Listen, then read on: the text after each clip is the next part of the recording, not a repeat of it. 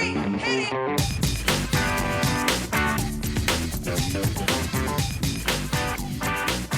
Good morning, good afternoon, good evening, and welcome to today's Caffeine for the Soul. Right off the bat, the question I want to ask you is, do you find your business stressful?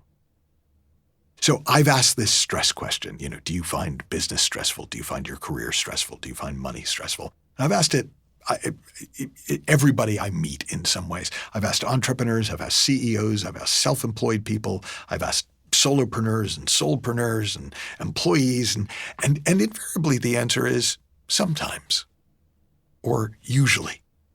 And when I ask, well, what's the variable? The variable is always how it's going financially. If it's going well, they don't find it so stressful. If it's not going well, they find it more stressful. Now, in a normal way of thinking about life, everyone would go, well, yeah, of course. But fundamental to everything I talk about each week in these podcasts is what I call the inside-out understanding, which really just has two parts to it. The first is you're amazing. You are made with everything that you need to thrive.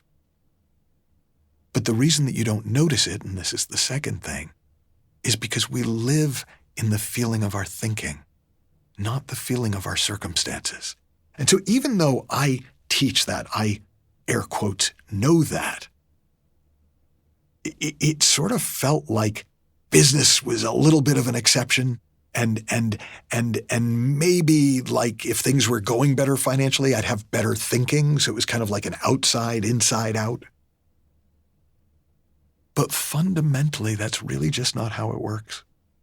Thought is an independent variable, which is why sometimes you can be filled with hope when your bank balance isn't doing great, and you can be filled with dread even when your bank balance is really high.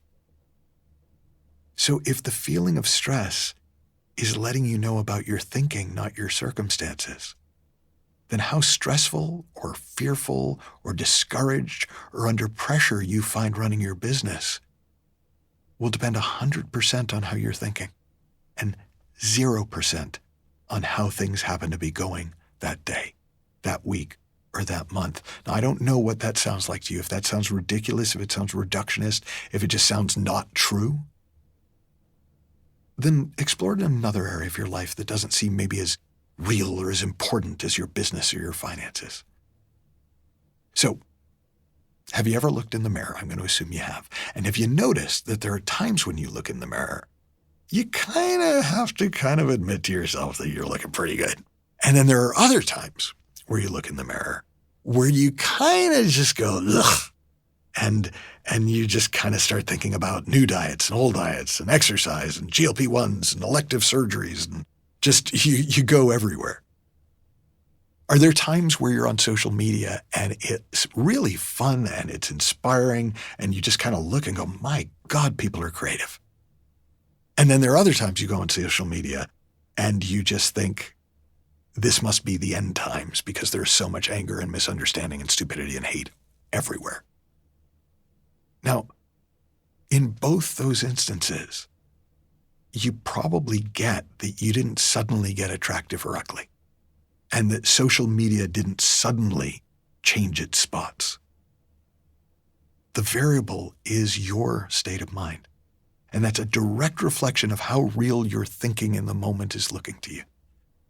So if you're hearing enough to at least consider the possibility that maybe thought is a factor in your moment-to-moment experience, then a logical next question is, are there ways of using my thinking to create a better experience? So with business, are there ways of using my thinking to create a better experience of my business? One which not only feels better, but also makes it more likely that I'm going to succeed. Now, that's a great question for exploration in any context. But for me, I recently had a bit of a breakthrough around this, and it has led to me not only enjoying my business more consistently, but it also seems so far, early returns, that I'm also kind of making a lot more money in the business. And the way it unfolded, so as I got to the end of 2025, I was reflecting on what I want in my business for the next 5 to 10 years. And there were two things that were really obvious to me. And the first one was that I wanted to feel like what I did was making a tangible, positive difference in the world. And the second thing was that I wanted to make a metric fuck ton of money doing it. And I know from experience that once I get really clean and clear about what I want, things start to occur to me, within me, around me, that move me in that direction. And within a day, I realized a few things about the way I was thinking about business and money that had been true in my mind for as long as I could remember. And the first, which was where I began today, when I thought too much about ways of making more money, I get stressed out. And the second was that I always interpreted that feeling as weakness. And I told myself, well, if you were more of a man and less of a wimp and you were just tougher, then you just push through the discomfort and you just keep going and you can rest when you're dead. And I actually shared that with a client that week, and she laughed and recognized it, but she said that her version of it was, I need to just put my big girl's pants on and not be such a wuss, which I thought was much cuter than mine. But in every other area of life, I've come to see that an uncomfortable feeling is letting me know that the way I'm thinking about something is profoundly unhelpful.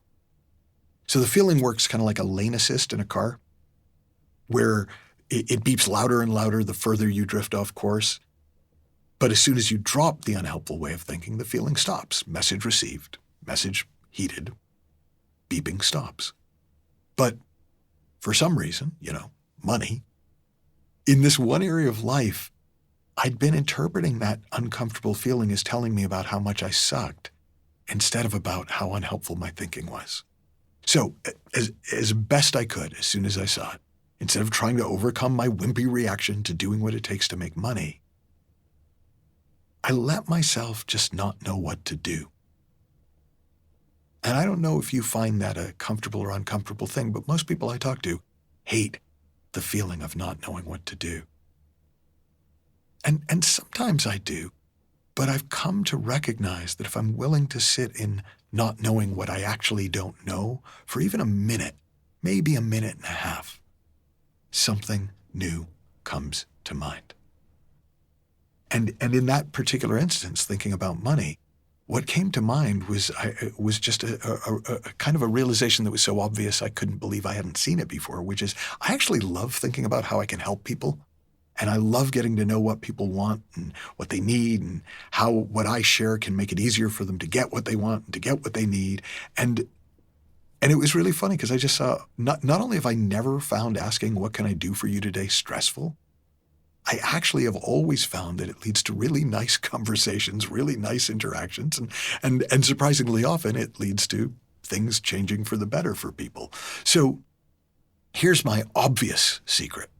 I called it a simple secret in the title, but it's kind of an obvious secret in retrospect for business enjoyment and success. If you can help enough people to get what they want, you can probably make as much money as you want to. Here's some questions for you. You can jot these down. You can go back and listen to them again. But they're worthy of a little bit of time and attention and curiosity and wonder. And the first is, if your feelings are telling you about your thinking, not your business, not your career, not your job, is the way you're thinking about it the majority of the time helpful or unhelpful? If you take the lane assist metaphor, are you on track or off track? And to the extent that your answer is unhelpful or off track, as best you can, see if you can ignore that habitual way of thinking about it long enough, not know what else you could do long enough. And like I say, long enough is probably about 90 seconds. Long enough for something new to come to mind. And then the second question is, if the secret to business enjoyment and success is as simple as focusing on helping more people get more of what they want and need, what could you do today to help people get more of what they want and need in your world? Now, if you'd like to explore this further with me, and it's an exploration I'm really enjoying and have done a lot of over the last 30 years, I've got 2 programs coming up you might enjoy. So Fearless Money is a 5-day live stream actually. You can come do it with us live in London, but you can also live stream it from anywhere in the world. And it's just an exploration of how you can stop being afraid of money and learn how to use it to genuinely make your life and life better. And you can find out more about that at michaeldill.org/money. And then we'll be doing a 3-week program. It's actually not even on the website yet, called Let's Go Make Money and Feel Good About It. And that program is included with your membership to the Inner Circle Platinum. And you can learn more about the Inner Circle Platinum at michaelneill.org/inner circle. Have fun, learn heaps, happy exploring, and I'll talk with you soon.